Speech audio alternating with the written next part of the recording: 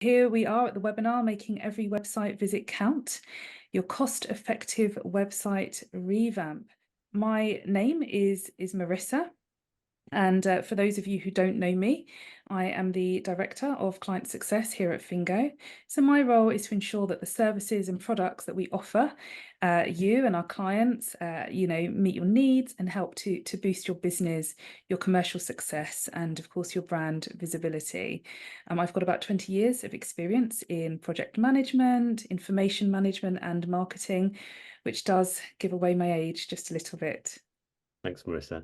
And I'm Simon. I'm one of the original founding partners here at the agency. Over 20 years ago, there were just two of us, and now we have a thriving team of around 27 digital experts that make up our agency. I oversee all the design and user experience output of the agency, as well as some more strategic input for many of our clients. So in terms of what we're going to cover today, a big focus of today will be covering actually the evolution of the website users' expectations, how we've got to where we've got to today in terms of what people expect a website to be able to do. We're also going to be looking at features of a high performance website, and then also identify features from an underperforming website. Finally, we will be looking at how we might approach, how to tackle a website that perhaps isn't meeting its goals or working as hard for you or doing what it should be doing. But what I'll also be doing is a really important feature today is making sure that you have a lot of actionable tips throughout. So please, if you don't have your notepads and pens ready, maybe grab that, because I hope that you'll be coming away with a lot of actionable insights that you can do within your team on your own. So yeah, we will dive straight in. Now, the next fun part is actually a polling station. We will bring up an interactive poll. Question 1 is, how crucial do you think these features are for a high-performing website? And you can rank them in order. And then we also have, what are the biggest challenges to maintaining a high-performance website? So select what you think, and we will look at those at the end and see what people thought about that. So a little bit about you now, because we've talked a lot about ourselves. I just want to, sort of address why we think that you might have come to this webinar today. And again, use the chat box to tell us if we haven't quite covered it. So this webinar is ideal for brands that do know they need a website revamp, but perhaps they lack the budget for a complete website redesign. Maybe you're facing conversion challenges. You understand the importance of updating your online presence, but you are limited. It might not be budget constraints. It might also be that there's a big project or a marketing campaign of activity. And the last thing you want to do is derail that marketing plan with either the resource effort needed for a new website, or of course, feeling like you might be offline for a while. So the last thing you want to do is kind of change anything right now. So one of the things we'll be doing is looking at, cost-effective and time-effective strategies to enhance your website's performance without a complete rebuild. It could also be that you think that your website is absolutely fantastic, but you've got these really great advertising campaigns working and it drives a lot of traffic to your site, and yet, you're finding that actually there is no conversion from that audience once they get onto the site. Another category that you might be sitting in is that you recently did invest in a brand new website and there was a lot of time, budget and energy that went into that, but the website has been launched and it's not performing for you. And that's really unfortunate. We see it all the time, but we will also be able to help with that as well. If there's something we haven't covered, do let us know. In terms of defining what we mean by a website conversion, because that's really the hot topic at the moment, actually, I would say that a website conversion is whatever you deem it to be. So it's quite straightforward when it comes to e-commerce websites. We know that that would be an online sale. But of course, for other types of, sector, for example, property sector, certain types of services, professional services, it might also be an inquiry or a form fill, perhaps an inquiry to visit a property or have an appointment with a sales lead. And then in some instances, it could be as simple as something like signing up for a newsletter or downloading a document. What's important is understanding how crucial conversions are, because they do, of course, directly correlate with the effectiveness of a website in fulfilling its business purposes. And that could be, generating sales, increasing subscriptions, or gathering user data. So that's why we focus on conversions, because ultimately they help to drive revenue, and of course will help you to understand user behavior, improve customer engagement, and ultimately drive profitability. So with this in mind, a brand's website should really be representing a significant proportion of, your annual or 5-year marketing budget. So we're going to delve into the evolution of a website user's expectations.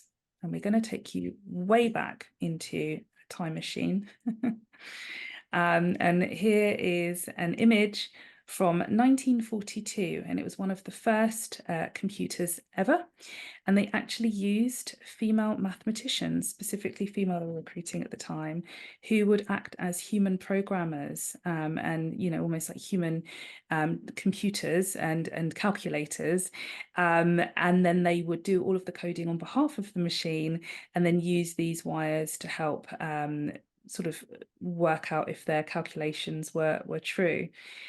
So it's really nice to see the very early computer. What happened in the late 70s and early 1980s is that the microprocessor, well, for one, it stopped being a human being, but also it became very, very small. And this enabled the technology to move on and actually be able to be present in the home. Britain was actually the first nation to adopt this technology, which really surprised me when we were looking at the history of this. But you can see for the very first time, electronic computers that, of course, were not internet enabled at this stage, were brought, taken from the workplace and then into the home. I don't know who remembers EastEnders. I definitely remember growing up watching it with my mum, and the characters Tiffany and Bianca here. These were just fantastic examples of not only computers from the 90s, but the advent of the internet. So they're each very, very proudly showing off websites. So you've got Martine McCutcheon showing off her own personal website, and Patsy Palmer promoting the EastEnders website. This was a really significant moment in the technological era. It can't sort of state and stress how important the advent of the World Wide Web was for everybody. Global connectivity, access to information, economic transformation, social interaction, of course, and innovation and creativity. I think we're probably all here today in this webinar in the job roles we're doing with the focus we've got because of this moment here in the 1990s. So it's very, very significant. However, when we look at today's common internet and computer user, we can see that things look really different, and we've evolved yet again. Here we have a young child who has been able to seamlessly integrate her digital device into her life. For those of us with children who are able to very easily understand how all of these things work, it probably rings really true to us. And we can see that the computer is now a very, very small handheld device with much more power and ability than the big old home desktop computers were in the 1990s. So things have moved quickly. And of course, with that, our expectations of websites have evolved just as fast, influenced by those advances in technology, and really change what we come to expect, how we behave. So we're going to take a look at a couple of websites, and you will recognise them to see just how things have evolved over the years. Over to you, Simon. Thank you, Marissa. So first example here is an old favorite that we're all very familiar with, I'm sure. We've probably purchased something multiple times from Amazon in its infancy and what emerging from an online bookshop. We can see here a tabbed content solution, which featured heavily across the top of the page. These were later moved into left-hand navigation to incorporate categorization. Looking at the page as it was back in sort of the late 90s and early noughties, the page was a massive blue hyperlinks. Everything was clickable. From a user perspective, you were spoilt for choice. There was no clear user journey that Amazon were trying to encourage you down. It was pretty much a free fall. We then started to move into a more of a decluttered solution. We'll see the primary navigation here appeared much clearer. We'd got elevated key areas, namely the carts and the account functionality in the top right-hand corner were much more, much better promoted. The homepage featured the most important products of its time. We saw a more injection of product imagery, and the orange from the brand palette became much more prevalent. And moving from sort of the mid noughties right to the present day, actually, we saw quite a radical overhaul from Amazon. They dropped almost all traces of the blue in the borders and the backgrounds. They introduced a gradient, which was very, very common at this period in web design. Gradients and bolder text in the header there, you'll see behind the search bar. We eventually started to see much more responsive web design elements creep in here on the right-hand side. And the responsive really started making more of an impact in allowing phones, tablets to experience the same level of UX that we saw on desktops. We'll see the sidebar here was completely eliminated in this period by Amazon. And what we saw in 2019, 2020 is largely the same as we see today in today's website. Products presented in a much more Spartan look, a reliance of product search and categorization, much more visually represented down the page. And personalization was and is very much an important aspect of web design now, where possible, just to give a much more tailored point of view and serving products that are much more related to that particular user. We see that much more in account logins as well. So as soon as you are logged in, you'll start to be served more relevant and personalized content. The BBC is such a great a user-centered approach to website design. We've seen multiple iterations over the years, over the decades, really, off the back of a very strong in-house design and engineering team. The BBC invest massively into user experience and user interface testing and research. They have been criticized quite a lot by competitors over the years. However, when they release a new iteration of their website, again, through testing and research, I think the last stated facts was they saw a 50% increase in page views within a few short weeks. And what we tend to see now is this is mimicked quite widely across the industry. It's such a solid point of reference for best practice UX. And another household name, really, as one would expect from a powerhouse like Nike, their homepage has always been such a strong example of an ever-evolving design of a website, even back in sort of 2012, 2013. And just comparing those two sites now to the present day, the principles have always remained pretty solid. The foundations have been very, very good. The introduction of video, as we see on an awful lot of websites now, helps with engagement. And we see this example in websites such as this. These are all principles that good web designers will generally stay true to. Whilst this design may be seen as quite basic, it's clean-cut, professional. We've got a fantastic use of white space in websites like this. A lot of e-commerce sites use this particular example um, as as best practice as well. We tend to lean on best practices seen on websites such as these. They've all invested millions in research and testing, and as part of our approach, then we do look at sites such as these to actually help with our recommendations and insights. Thank you so much, Simon. And you're right, we obviously do ourselves use data and research to sort of make decisions for our clients in terms of UX and website design. But of course, when you've got industry giants like this leading the way, anything that we can look to for that too makes complete sense. So it's so interesting to look at these huge websites as they've moved through the ages. But it isn't just the websites themselves that have evolved. Search engines have evolved just as rapidly, and they've had a huge impact on the way brands have had to respond and develop their websites.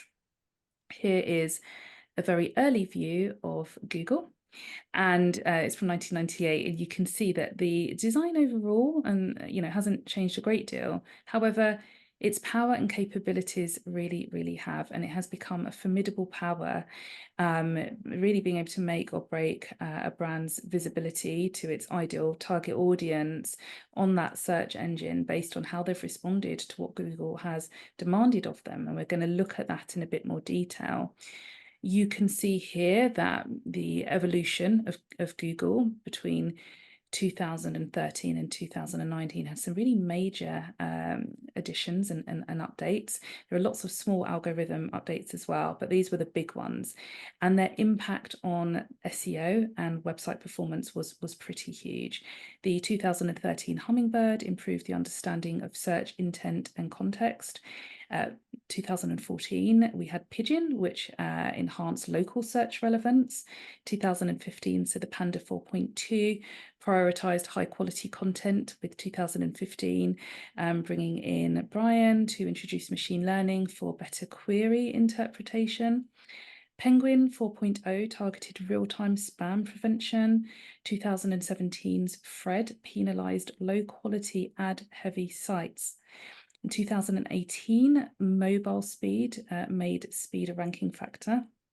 And in 2019, BERT improved the understanding of search query nuances. So there's this huge symbiotic relationship between search engines and what websites have to do to be prioritized for the search engine, particularly Google, and also to avoid being penalized by the search engine. And so all of the things it's demanded, we've seen brands increase more and more. Other things as well, like contextual keywords, quality content, local relevance and user experience are also items that Google really cares about. We see in more recent years, so between 2022 to today, there's been a much bigger focus on prioritizing website content, with their significant updates affecting things like product reviews, page quality, and helpful content. So, if traffic is one of your concerns, it's really important to understand some of this, in that context. The top 3 to 5 Google listings receive about 75% of clicks. So it really highlights the importance of maintaining high quality, optimized content to achieve the top rankings, and therefore make sure that your revenue is as optimized and as boosted as it can be. So we can now go into the actual features of a high performing website. Let's look at how we're going to achieve that. We're going to have a bit of fun in this first section, but we will get into the specifics shortly. So if we remember Wendy, that's her name, we've decided, from the late 1970s, she was a bit of a dreamer, and this is her dream back then. So I had the craziest dream, Wendy told Tammy. Tammy is her friend. Tell me about it, Wendy. We're best friends. You can tell me anything, replied Tammy. Imagine entering a digital environment where everything is at your fingertips, streamlined just for you. Digital encyclopedias, shops with real products, your favourite cinema movies, all that knowledge would be inside of the computer. but instead of a computer on a desk, it can fit into the palm of your hand. You can talk to it with your voice. As you scroll, and you can swipe up and down with your finger, images and text glide smoothly, making it easy to engage with the content. Each section of the website seems intuitively laid out, as if anticipating your next thought. As you explore, the computer offers you tailored content, suggesting products and ideas that just seem right. You can buy products on the computer. The checkout process is a breeze. Your products will be delivered to your door. Your journey concludes with a sense of fulfillment, and it's a place that you trust and you want to return to.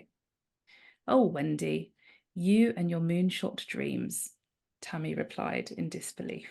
So we're having a bit of fun here, but what I'm trying to highlight is that something that seemed, quite out there and, like a moonshot dream just 40 or 50 years ago, or even 30 or 20 years ago, is actually what we've all come to expect from today's standard website. What we've described is just the bare minimum from today's standard website, and actually what your audience have come to expect.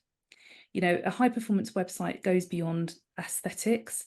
It's a digital asset, an environment that attracts visitors independently and then also effectively guides them towards their desired actions, from intuitive navigation to compelling content and, of course, seamless user experience.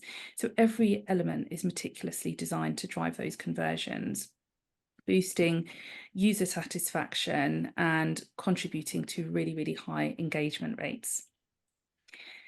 So what exactly is a high performance website? And what can you be doing right now to improve your website and make sure that it is performing as well as it can be?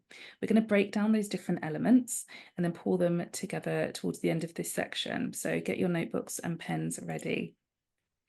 So we're going to start first with mobile.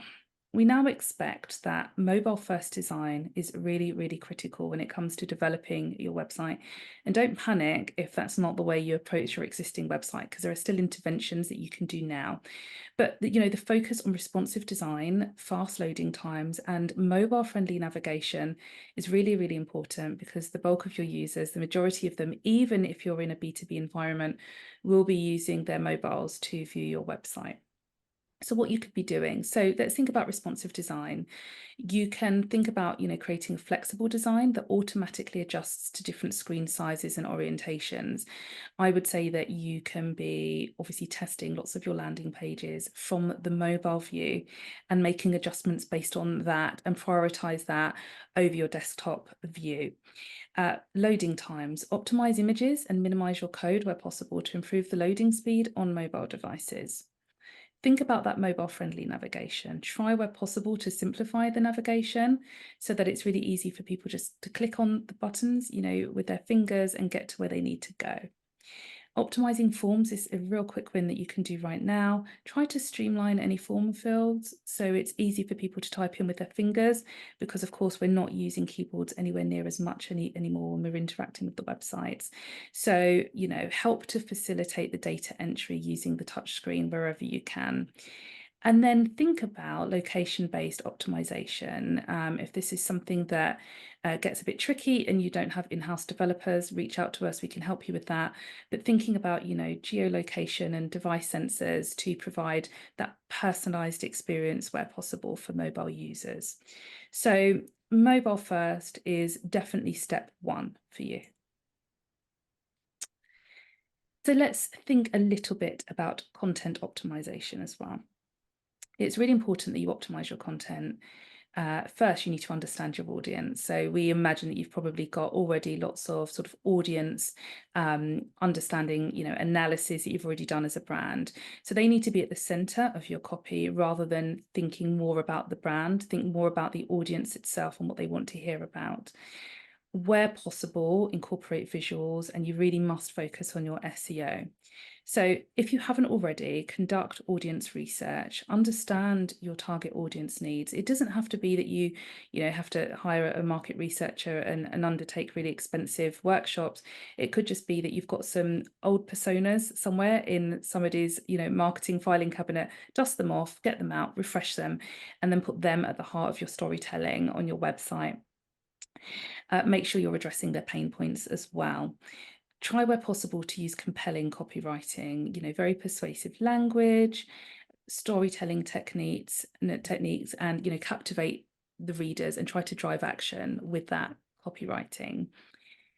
Do incorporate images, videos, infographics where possible, and any other visual elements that you can to engage the meaning and enhance that information that you're trying to impart with your audience.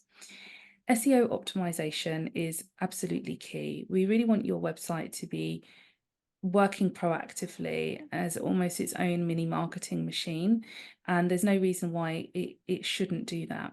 So, optimize content for search engines by thinking about relevant keywords, do some keyword research, and make sure that you're using meta tags and structuring the data markup accordingly. And again, we can help you with those sort of SEO pointers, and we'll talk a little bit later about how we would do that, but it's certainly something you can be doing right now on your own. Please ensure that the messaging and content is consistent with your brand voice throughout the website, and that there isn't a difference in brand voice from, say, your social media platforms to your website, so people don't feel that there's a jarring experience when they leave one platform and go to another, or they go from one page and they go to another. That can really happen when you're using multiple copywriters. So just try to make sure there is a consistent tone throughout. Some key examples that you can be doing right now: very engaging blog posts that address common customer questions and provide valuable insights. Try and keep them updated as often as possible. And also they can be, of course, SEO enriched and based on keyword research too. Informative product descriptions, that highlight the features, benefits, and unique selling points of your items. Really compelling storytelling through customer testimonials or success stories, and where possible, interactive content such as quizzes, polls, a bit like what we did earlier today, anything at all that encourages user engagement. So content really is the cornerstone of your website. So Simon, tell us a little bit about design optimization. No problem. Key aspects of design optimization. So there are 5 main things that we tend to focus on. And will have the main major impacts on a website. So visual appeal. Normally things are focused around this area just because it's the first thing you sort of you engage with. So we've really got to capture visitors' attention with the most visually appealing layouts, color, imagery that all align with your brand identity. We've probably got a set of brand guidelines that may well have been engineered around print, for example. You need to check and make sure that they actually transpose into the digital environment. Quite often we see 2 sets of brand guidelines just to make sure that these things fit, but quite often there is a bit of a jar, and things don't transpose from print to the screen as well as one would have hoped. So we've got to make sure that we pay attention to these things. User-friendly layouts. We've really got to organize content in a clear and intuitive manner. We've really got to ensure that visitors are guided to the conversion goals that are set out right at the outset. As we've touched on earlier, actually, responsive design is critical. This is something that now is standard practice. Saying that, it's amazing how much and how often you do tend to see things that are not quite optimized, and corners can be cut when looking at the mobile devices. So it's really something that plays a major part in optimization and digital performance. Calls to actions, something that we've all it can resonate with all of us, really. These have got to be prominent. They go way beyond a change of color. These have got to be, yes, visually distinct, micro copy and the copy that are used within these elements, be it a button or a link, a banner in itself could be a call to action. It's something that you really need to focus attention on. And as a designer, white space management, there's an awful lot of pages that we see which are rammed to the rafters, just full of content. Nothing's got space to breathe. You don't know what to focus your attention on. Space is good. Don't always look to fill a gap. And as as designers as well, design and UX specialists, it's so important that transposing stage from a wireframe all the way up to a final design, you give elements breathing space. It's 101 design. Few examples I can just sort of touch on briefly are we touched on earlier actually, the hero banners with clear messaging and calls to actions, navigation and menus that are really easy to understand and navigate, something that we will look at right at the early stage of any development or any sort of evolution. It's making sure that these things are simple as they can be without being overwhelming. Using the engaging visuals, video and animation, micro animations as well, how a button hovers and animates with even the slightest of interaction. Doesn't want to be distracting, otherwise that has it's counterintuitive, but counterproductive rather. But ultimately these little things just capture the engagement and capture attention.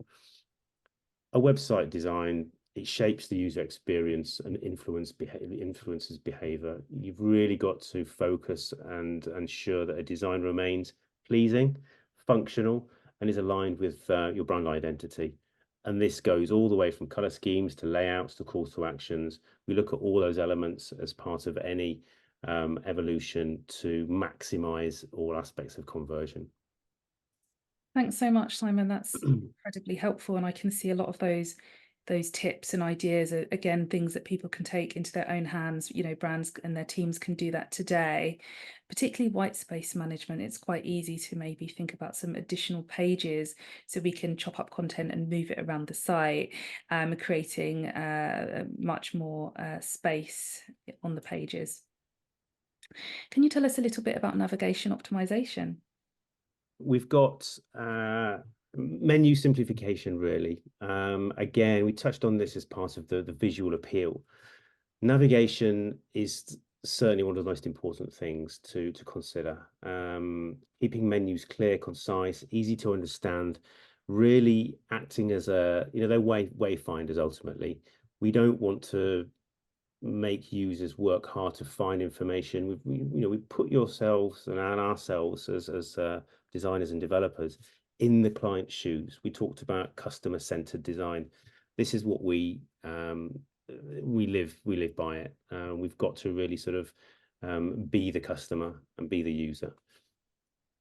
Putting things in a logical hierarchy as well, reflecting user expectations and priorities.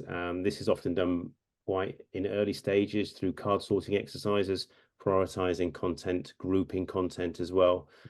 Just making a logical sense of how things are laid out and structured on the page is critical, and ultimately helps people find what they need to, what they're on the site to actually discover. Something more suited to larger websites would be search functionality. Implementing a search feature that allows users and your visitors to find specific content or products easily. Really, this is sort of something that comes into its own on much larger websites. Smaller brochure-esque websites probably have quite simple breadth and depth of content, and you can probably just by carefully structuring your menu system not look at needing search functionality. Again, blogs as well and categorization tend to sort of have that built in. It's not always needed, but it's certainly something to consider in an early stage of any evolution. Breadcrumbs as well, in the same sense of they are useful, but really for a certain size and scale of website. Just in case people don't realize what breadcrumbs are, they're the smaller navigation items, almost secondary navigation. Certainly you might see them on an e-commerce website. It just tells people exactly where they are within a website structure. As I said, these tend to be seen on e-commerce and much larger websites. And of course, mobile friendly navigation. We're all familiar with the trusty burger menu that seems to be not only on mobile responsive websites, but it's making its way into desktops as well. Back in the day, it was something that people weren't too familiar with.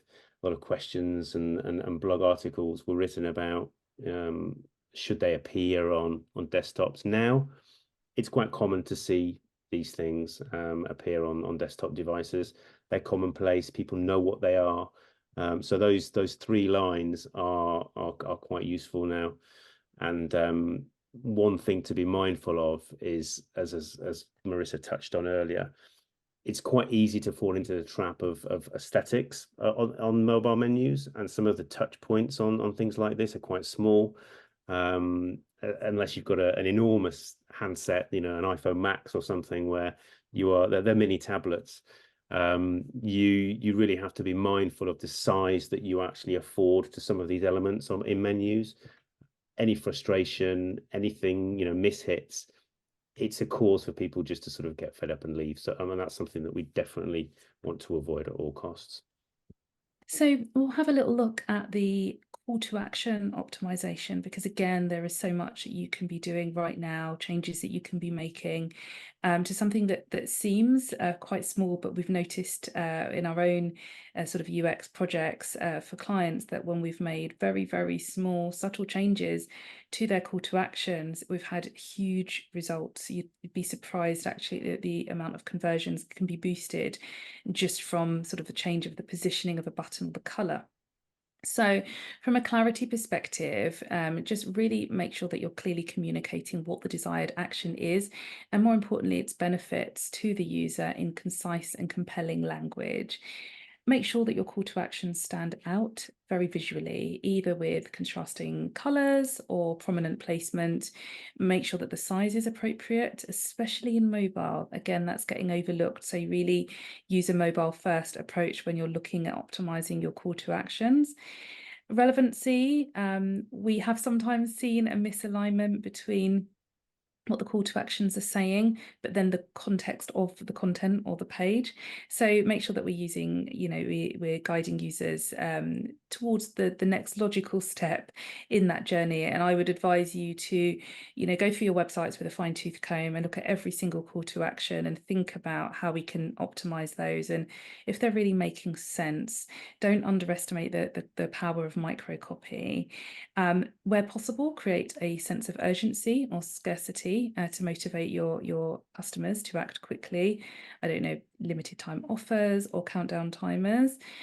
Having said that, there's also the flip side of that. There's a balancing act, because sometimes a call to action is more appropriate to, to sort of address somebody's positioning in their buying journey, and they might not be at that lower end of the funnel at that stage. So it's okay, to appropriately balance that with some, are you interested or get in touch type messaging. And of course, from an accessibility perspective, please ensure that your call to actions are accessible and clickable. You'd be surprised at how many brands we meet who have call to actions, but when we actually then, experiment and click to use them, they take us to the wrong page or nowhere, or there's a broken link, that kind of thing. So some examples that you can think about, and you'll all be familiar with them, but some quick takeaways: the sign up now or get started buttons on subscription forms or registration pages, inquire now, register your interest. Register your interest is really nice because it's less committal for those who are a bit commitment shy and at the top end of that sort of buying stage. So that's a really nice one that works quite well. They're imparting information, first party data that you can use, but they don't feel like they're having to sign their soul away. Shop now and buy now, of course. Download now now for things like ebooks, white papers, or guides, particularly if you want to gatekeep some of your content and you don't want it easily accessible by blogs. There might be certain things that you would like some data to be shared before you give that away, and that's completely okay and a really, really useful technique and tactic. And finally, of course, contact us or request a demo where appropriate. So those would be some interesting variations of the call to actions. We will also be thinking about the technical side and technical issues when we're thinking about our website. And I know that for many of you sitting here today, it might be that you're not directly responsible for the technical performance of your website, or indeed there may be nobody within your brand that does that. And we will talk to you a little bit later about how we can help support you with that. But there are things that probably can be done that still sit within the technical framework. So, you know, looking at those technical issues like oversized images, and minimizing HTTP requests to improve site performance. So if you can compress and size images to reduce their file size, it would be very, very helpful. As long as you're not compromising quality, it will improve the speed of your website immeasurably. If you can distribute your website's content across multiple servers, sometimes even multiple servers globally, that would absolutely minimize latency and improve load times, particularly if you have a large website. So that's something, another tactic that can be used when you're dealing with very big, bulky websites. Another idea as well is about loading content dynamically as users scroll. So you prioritize the above the fold content for that fast initial loading, you know, sort of rendering. And again, it gives a much faster user experience. You know, there are frustrations for users when the page doesn't sort of appear instantly and they can't get to what they need to very, very quickly. And that's when we see very high exit rates, bounce rates, that kind of thing, because we do expect instant page loading nowadays. So there's a range of things that we can be doing quite easily and that you can be doing to help with that. We do have services like Beacon that are quite, you know, cost effective, and it means that we can look at that proactively for you. So do reach out if you're stuck on the technical side, because we know that that's what tends to, you know, clients tend to stumble across the most. A little bit here about conversion rates and conversion rate optimization. Obviously, conversion rate optimization is the heart of turning your website into a high performance website and generating that revenue. So ultimately, a lot of what we've been talking about previously all boils down to conversion optimization. But there is a moment, I think, of it's useful for you to step back and look at everything again and say, have we really optimized and enabled every conversion opportunity within this website? So I think revisiting your website from that perspective, once you've done all of those individual pieces, is very, very valuable. You know, things like refining that checkout process if you're using an e-commerce platform, simplifying those form layouts again, even for the e-commerce platforms, just ensuring that each element of your website is really fine-tuned to convert your visitors effectively. So I think it's definitely worth looking at conversion point analysis on the site as well, if you can do that. So to round everything up, and I hope you found that there's been a lot of help there in terms of what you can take away and do today. We're looking at improving your SEO basics, so focusing on the key SEO tactics, you know, optimizing meta descriptions, doing some basic keyword research, making sure that you understand who your audience are and you're optimizing the content through that, making sure also that your images have alt text, and creating quality content that addresses your customers' pain points. Enhancing the page load speed, so compressing images, and you know, you can use tools like Google Page Speed Insights that can help you with that. So we can send you links to all of these things after at the end of the webinar if anybody wants them, and we will also be making sure that these actionable insights are turned into a blog later down the line. But that's something that you can be doing on your own. There's also a Google mobile friendly test that you can be using as well when you want to sort of assess with a sort of impartial way whether or not your website is really performing as well as it can on mobile. So we definitely encourage you to use the Google mobile friendly test. Simplify that navigation, get it stripped bare, and really think about that user journey and how you want to send your users to where they need to get to go. A/B testing, please use it when you can. If you have the ability to throw up landing pages and design them, do it and decide what works better, particularly if you have paid or organic campaigns. You can A/B test with those landing pages and see what resonates best. So we'd really encourage a lot of experimentation with both design, content, call to actions, that kind of thing. We also have a benchmarking toolkit that we'll be sending out later today, and it's a really useful guide that will help assess all aspects of your digital performance, but especially your website. And you can kind of benchmark that again impartially as to different sort of core components of your website and where it fits. So you can take each element bit by bit and take it on a journey of improvement incrementally. So I hope you found that really helpful. What we're going to do now is look at the common issues of an underperforming website so that we can understand the good, the bad, and the ugly, I guess. So, what do we mean by an underperforming website? It's really important I separate the difference between underperformance from the brand's point of view and then sort of underperformance, poor performance, or just a bad website from the user's point of view. So typically it will be poor conversions or conversions lower than expected and poor digital revenue that might bring a brand to our door saying there's something wrong with our website, can you have a look, something's going wrong, particularly when the website isn't very old.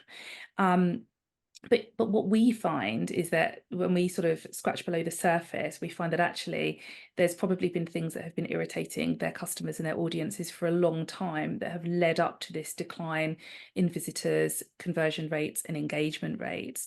So ultimately, an underperforming website is the inverse of all of the features we've just talked about. It doesn't, convert visitors effectively. There's poor, load speed. Is not optimized for mobile, unclear call to actions. But I think the telltale signs as well is that, your sales and marketing team have invested lots of resource and energy into paid advertising channels, social media, digital PR, but the websites, the visitors just are not converting. So you've got all of this traffic coming on, but something isn't happening. And or on its own, the website just isn't organically generating traffic and engagement. So it looks beautiful, but it's not doing anything. And that's not what we want from a website, because they're big investments and they can be working very, very hard for you. Some of the causes of what happens is, I think the biggest one really is the brand-centered website. So we've had maybe a website that's been developed in as a silo. It didn't have maybe SEO, design, and technical development working together. Maybe the brand thought about what it wanted to say, what it liked, because it's got a really strong brand identity, but it didn't put the audience and the customers at the heart. So that's a common issue that leads to this position. Inconsistent brand messaging. We talked about the A/B testing. I think, of course, lots of technical errors as well. Sometimes we do see websites that are performing poorly because they're really old, and we've seen different developers coming in and kind of adding on bits and pieces to this website over the years, and it's really clunky. It's a bit of a Frankenstein's monster. And there are certainly some points where we just advise you need to replace the whole thing because the infrastructure is on very shaky foundations. That can obviously be another cause as well, but usually there's a few things that we can do to help. And of course, why performance matters is just because there is so much investment going into marketing budgets, going into sometimes the website itself, and these can be undermined by poorly optimized landing pages. A misalignment of your landing page can waste about at least 50% of your paid traffic. So it's very, very important that we resolve these issues.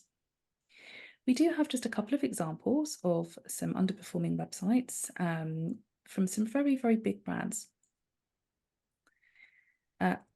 IMDb. I used to use it a lot when I was studying film studies at A level, and it was a really big deal. It still is.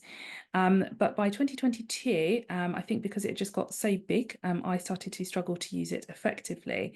And although recently I've seen that they've slowly started to improve it page by page, if you look at the image on the left, I mean, there is barely any white space, and it is just so busy and messy with relatively small font. It's very, very cluttered and makes it difficult for visitors to accomplish what they need to do. Believe it or not, and I'm sad to say this, Zara is another one. It looks fantastic, looks very editorial, but actually, partly due to they've got a hamburger menu, but it's a bit more complicated than that. It's not very immediately apparent what a user is expected to do, no explicit call to actions, and it's a very confusing and frustrating user experience. Another example is Hacker News. It's the go-to source actually for tech coverage. It's a really, really big website, anything to do with cybersecurity, but there are massive accessibility issues. I'm not sure how easily you're finding some of that text to read, probably not very. So again, just some simple changes in the typography and the color and the placement and white space could make a big impact on how easy it is to interact with that website. Yale School of Art was another one. It's not the same as Yale Law, but it's still a prestigious school. But I mean, I think I don't need to explain what's wrong with this site. It looks a bit broken. And we can see they've sort of broken every single rule when it comes to good UX and website design. Toys R Us were an important example when thinking about this. It's really nice to see that they're coming back to our high streets and digital spaces. However, for those of you that don't know, they were absolutely retail giants at one stage, but they ultimately faced bankruptcy and closure due to their failure to adapt in the evolving digital landscape. The reason I point this out is no brand is too big to fall behind. So although I've just shown you some giants there, they could be at risk themselves if they do not keep up with the expectations of users. So, in Toys R Us, mainly they were lagging behind in the e-commerce space and they lost out to their competitors. So we'll talk very, very briefly about how we would approach improving a website when, improving it when a whole sort of website replacement is just not an option for you for whatever reason. We actually provide an audit service, and so it's extremely cost effective, and we use it to do all sorts of things. We unearth, data informed recommendations to enhance your performance in the website, but incrementally. So it's much more affordable than a complete website project, very incremental changes. We will optimize based on the actual performance data that we find. And we'll also list the improvements based on the order of effectiveness and effort. And you can do what you want with that. You can take those recommendations yourself and make the changes, or you can ask us to make some of those changes for you, which we do. But we find it's a really, really good option for people. And we'll send out some details of that later. I think we've just got a few seconds, Simon, to talk a little bit about data, and then we're going to jump to the Q&A and the poll.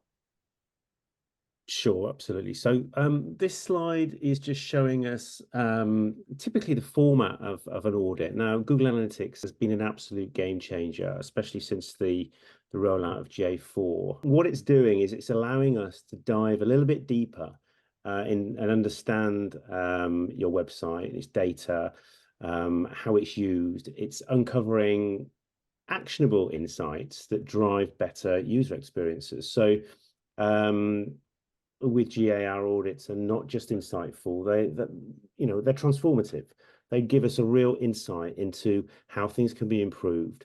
This is done by us navigating and being knowledgeable about the GA Google Analytics platform, analyzing how users navigate through the site, what pages are not performing as well, where people are dropping off and you're ultimately losing them.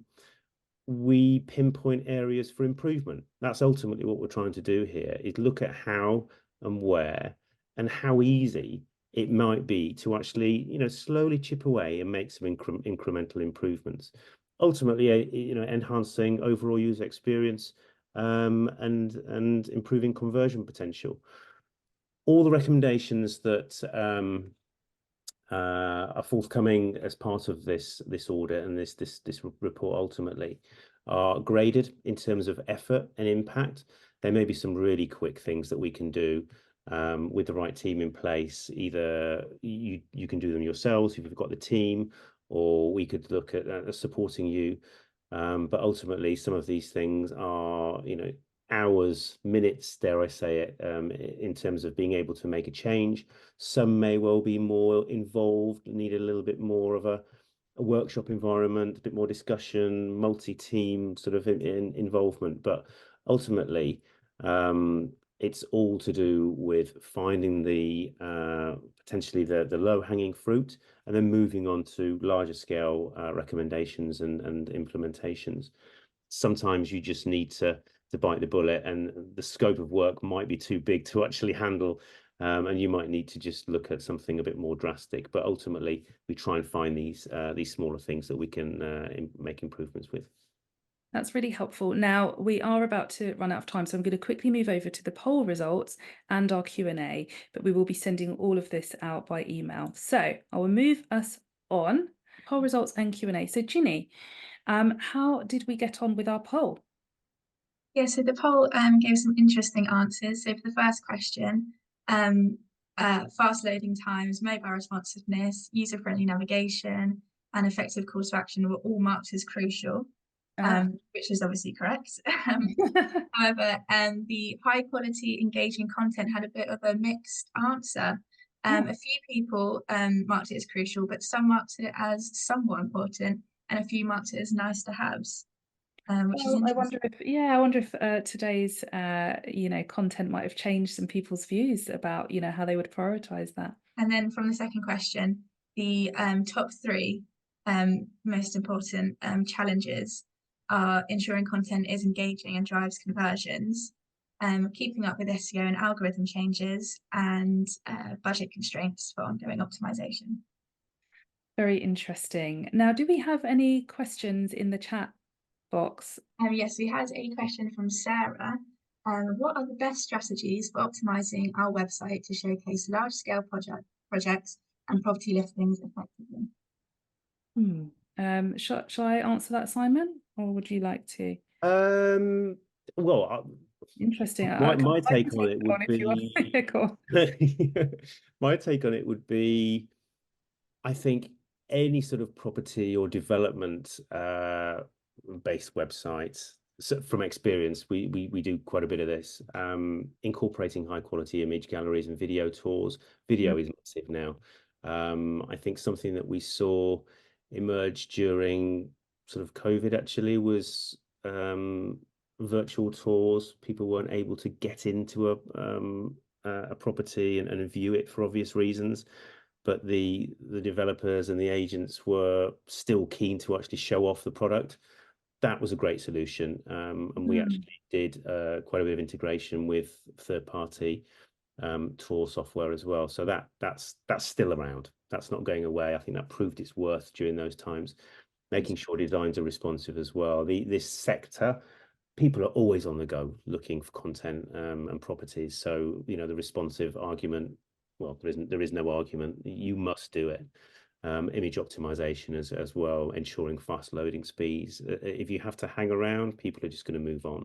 So that's something that we always try and prioritize for that sector, and actually for anyone showcasing products of that sort. So helpful. Thank you, Simon. Really good question. Are there any others? Yes, we have had another one from Matt. With AI being more apparent today, do we see the digital landscape changing once again? And if so, how do you see us adapting our websites to this? Oh, that's really interesting, Matt. I mean, yeah, we're already seeing changes. One of the things to point out is that search engines, well, Google uses AI interestingly now in all sorts of ways, but it uses its AI bots, of course, to trawl and crawl emails to ensure that they're adhering to their rules. One of the things that Google doesn't like is AI generated content. We've written quite a few blogs about this, and we can, again, point you in the right direction.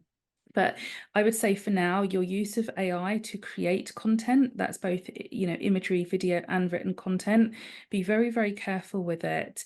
We know that AI can be fantastic for, you know, as a framework, as a guide, but I would definitely urge you to be mindful of how you're using that to create content. I think, though, overall, what it's going to do is drive up, again, expectations around user experience, particularly when it comes to having, you know, brands answering their customers and audiences questions, and, you know, their ability to respond much more effectively in an agile way. I think we're going to see that be absolutely explosive. So I think we're actually on the precipice of something quite big when it comes to how AI is going to affect how, you know, your users are looking and searching for their solutions and products, but then also, you know, brands' ability to respond. Not necessarily from the content perspective, it might also be how you organize yourselves internally to be able to do that. Yeah, I think that's a webinar on its own, Marissa. I agree. I Yeah. absolutely think you're right there. There is another question from Jim. Okay. Can you suggest ways to integrate advanced e-commerce functionalities without compromising our website's load speed and overall performance? I think, you know, focusing on streamlining that back-end process, and there are web technologies, you know, Ajax, I don't know sort of how much depth you want me to go into, is it Jim? But that can help to seamlessly load those product details. So I can chat to you a bit more about that separately, sort of out of this webinar, to give you some more help with what I think you can do. Think about lazy loading for images, you know, and really prioritize the above the fold content. I know, Simon, you were talking a little while ago about, you know, does above the fold content, is it still a thing? And you were saying, yeah, absolutely, it is, you know. Content delivery networks as well can improve load times globally. So that's something that I would also say, but also everything we've talked about, you know. So yeah. Now, I know that we're actually just past the hour, so I think we should probably wrap this up, but it's been really wonderful having you all.